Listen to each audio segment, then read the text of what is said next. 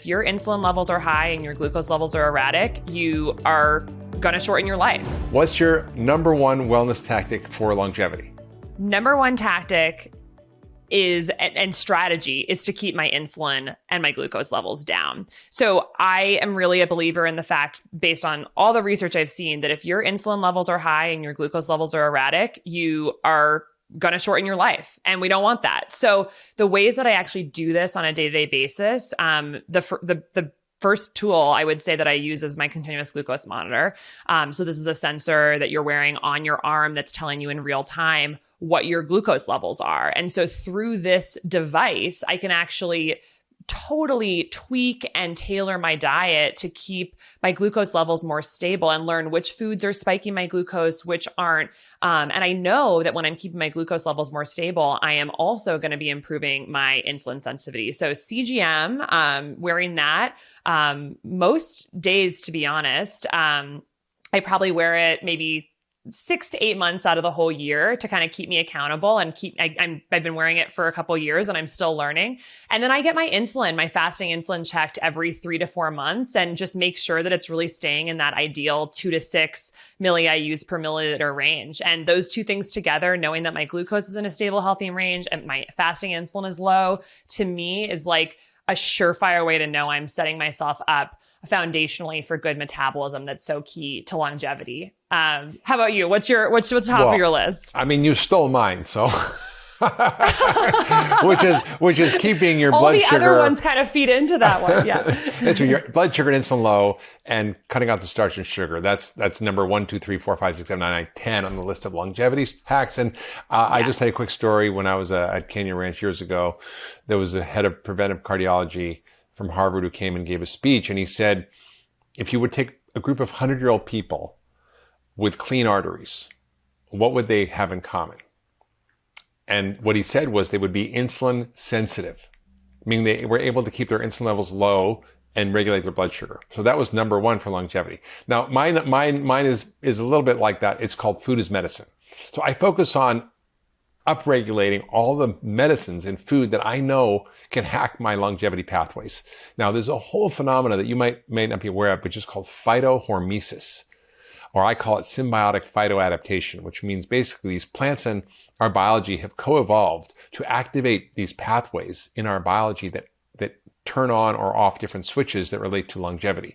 So there's a whole bunch of phytochemicals, but these are, the phytochemicals are found in stressed foods. So if you eat some kind of traditionally grown, conventionally grown vegetable, it's not going to be very high in phytochemicals. If, for example, if you have a tomato that's grown in some hothouse that's, bred to be a certain size, it fits in a box, it won't squish, you get it and it looks like a tomato, but it doesn't taste like a tomato, versus, for example, a summer, August tomato that you pick off your cherry tomato plant in your backyard, it just explodes with flavor. If that one's full of phytochemicals, the other one's not. So the phytochemicals are the medicine in food. So the ones that particularly are good for longevity that I like are sulforaphane, which is in all the broccoli family, epigalactic catechin galates, which are in green tea, and also in this wild sage tea that I had in Ikaria they have every day, curcumin, which is in turmeric, curries, and you can take it as a supplement.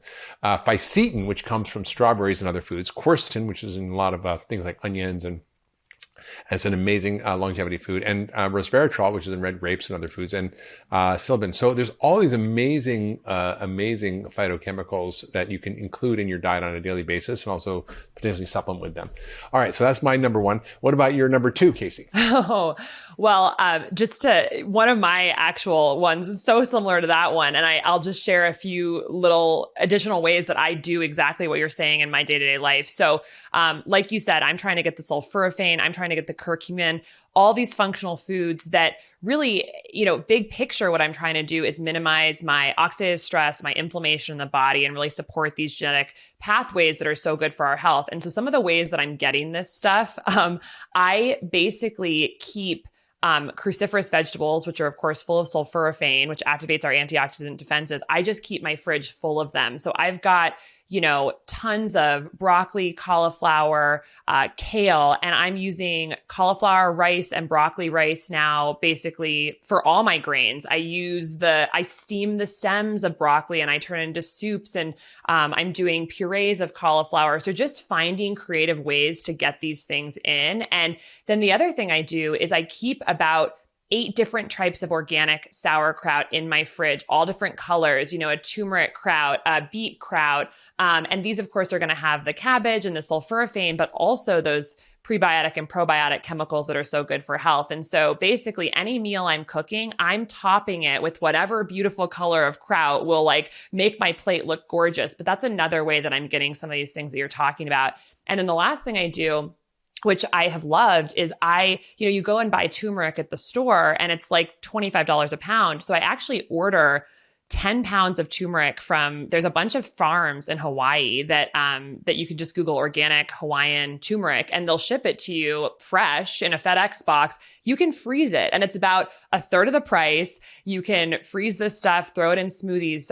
You can put it in the food processor before you freeze it to make more of like a paste. And so I'm basically eating 4 to 5 tablespoons of fresh organic or frozen turmeric a day with a little bit of black pepper to really activate that curcumin. And so I think a key thing to add on to what you're talking about is finding really ways that you have these things at arm's length every single day so that you're able to actually really get them in a consistent way, because consistency is key. You don't want to just activate, your NRF2 pathway or inactivate NF-kappa B once a week. You want to kind of do it every day. And so, keeping krauts available, keeping frozen cauliflower and broccoli rice, having inexpensive organic turmeric in the freezer. These are some of the ways I think about doing it easily. So that's really number 2 for me, is also like these functional foods at your, really easy to access. Okay, how about you? Number 2. Well, for me, number 2 is, this whole idea of hormesis. I talked about the phytohormesis, but hormesis is essentially any stress that doesn't kill you makes you stronger. And, it's obvious, besides diet, the most important thing is exercise. And not just any kind of exercise, but 2 kinds of exercise that actually help stress your body in a way that makes it work better and smarter. One is strength training, which is using various weights or bands or your body weight, whatever you want to do to build muscle. That is so key, because muscle is the currency of longevity. And the reason people end up in nursing homes is because they lose muscle and they can't tie their shoes or get out of bed or do their activities of daily living. So that's so important. And I was lazy about this, but it's changed my life. I started when I was 60, which is a little late in the game, but it's amazing to see the change in my body and my well-being just from doing that. The next is interval training, where you kind of do sprints. So you can do less exercise, but get more benefit by doing kind of really, really fast, like you're running from a tiger for 30, 45 seconds, a minute, and then slow down 3 minutes and then fast. You can do it on a treadmill, on a bike. You can do it sprinting, whatever you want to do. That's really important. So I really think that's super important. How about you, Casey? What's your next number 3 tactic for longevity? Well, this is so funny because I think ours are going to basically be very similar, because of course exercise is on my list too, but a slightly different angle. And just to add on to what you're saying. So one thing I've really been struck by in the research for longevity is how moving more throughout the day may actually be better for us than moving for just, a 1-hour exercise period throughout the day. Our bodies we want to dispose of glucose in our muscles, and we want to activate those muscle pathways constitutively throughout the day, not just in one little chunk. And there's been research that's shown that our 24-hour insulin and glucose levels over the course of a day are lower if we move just for little periods, like every half hour, rather than just one chunk at the beginning or the end of the day. So the way I'm doing this in my daily life now is I set a timer for every 30 minutes, basically throughout the day. And when that timer goes off, I do a minute or 2 minutes of air squats, push-ups, kettlebell swings, exactly what you're talking about. It's almost like an interval and resistance training. I'll maybe do some bicycle crunches just right in my office, or I'll walk around my house a couple times, which takes about 2 minutes.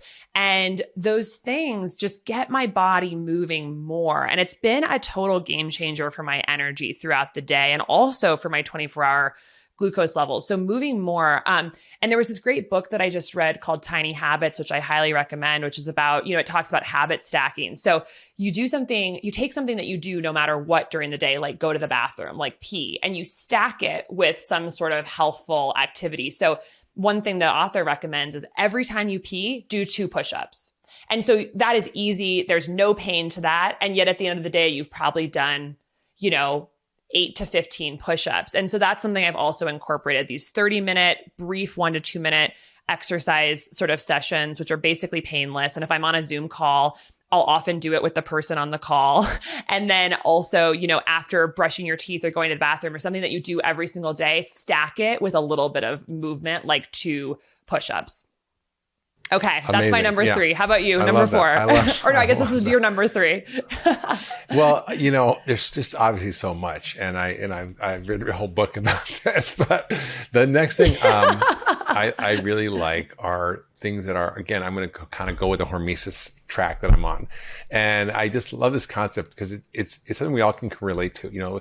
We all live now in this completely thermoregulated environment where our bodies don't have to deal with the stresses that we dealt with through evolution, whether it's temperature stress or any kind of stress. So what I love are these hormetic therapies that we can incorporate into our life. And my favorite is hot and cold therapy. So whenever I can, I get in a sauna, hot bath. I either take a cold shower in the morning for 2 minutes, or I have a bathtub in my house. So if I'm home, I'll basically fill it up with cold water, just turn on the cold tap. And some people put ice in there on top of that. I've done that sometimes. And I have a steam shower. Really important. You can buy these now. Higher Dose has these like sauna blankets. So you can get into this for pretty inexpensive, but the heat and cold does amazing things. The heat actually increases heat shock proteins, which help refold and optimize your proteins, helps your innate immune system. The cold plunge helps increase dopamine and brown fat activation and metabolism. Red light therapy is great. I have a Juve machine at home where I use red light therapy, which helps my mitochondria. It's the opposite of the blue light we talked about on our podcast. Like time restricted eating or taking a break from eating is a little stress, right? So you're starving, but you take a break for 12, 14, 16 hours a day from eating, maybe a day of fasting once a week, another trick. And there's other things like low oxygen treatments, hypoxia, where you can use low oxygen masks. You can exercise with them. That puts your body in a state of stress, like you're climbing Mount Everest, and that'll activate your mitochondria to repair, to clean up the old ones. Ozone therapy, another one. So there's so many hormetic therapies I write about in my book, but those are my favorite. Love that one. All the hormetic. Yeah. Yep. What's your next one? Number 4. Yeah. So cold plunging was on my list, and this is one of the many hormetic activities that you mentioned. And I have really, I think everyone starts with cold plunging being like, this is the worst thing I've ever done. Why would I do this? And then after like 10 times, you're totally addicted. But something that's been really fun for me with hormesis that I just, I think is worth sharing is that when you start to realize that like cold and heat are so good for our biology, it really changes the way I approach adversity in my day-to-day life. Because one thing I notice is that if it's freezing outside, I live in, Bend, Oregon, and it gets really cold in the winter and it's like 105 degrees in the summer. When it used to be that like, I'd immediately want to figure out how to change that circumstance. Like, it's hot, I need to go find AC. It's cold, I need to find, warmth. And now it's really shifted my perspective to leaning into those experiences. Like, it's cold. This is my cold thermogenesis for the day. Or, it's hot outside. Maybe I should do some stretching and some yoga out here in the 105-degree heat. And so it turns what used to be a psychological negative into a opportunity. And these days, because sauna and cold plunging can be expensive if you're doing it like through purchasing something. It's like, well, this is free. Like I'm cold or I'm hot just from the weather. So it's really been a positive mindset shift for me. And I just got back. I was telling you, Mark, I just got back from 9 days backpacking in Wyoming. And we slept at alpine lakes every single night that are glacier fed. They're like 40 degrees. And so every single night when I got into camp, I am in that glacier fed lake. And 3 years ago, I never would have done that because it would have been uncomfortable. But now I'm like, this is a free cold plunge. And I tore my meniscus recently and it was acting up on this trip a little bit. And truly after 5 minutes in those lakes, everything felt better. And I was addicted to it. So I'm just with you on cold, hormesis, but specifically I'm really loving cold thermogenesis and finding that it's definitely had a psychological as well as a physical impact on me. So yeah. Okay, Mark, what is your number 4? So my number 4 is my supplement stack. And I've learned a lot about supplements over the decades practicing functional medicine, but there's some core go-to ones that I never miss. Vitamin D and K, that's non-negotiable. I want to keep my vitamin D levels between 50 and 75. I use omega-3s, Dutch Harbor Omega from Big Bold Health. Jeff Bland's a huge friend and fan and amazing product with all kinds of resolvins that are anti-inflammatory. I actually also take my homocysteine supreme because I have methylation issues and the MTHFR gene, a high quality multivitamin, magnesium I take every night to sleep. And I use my product, of course, gut food, which is like a multivitamin for the gut with prebiotics, probiotics, and polyphenols.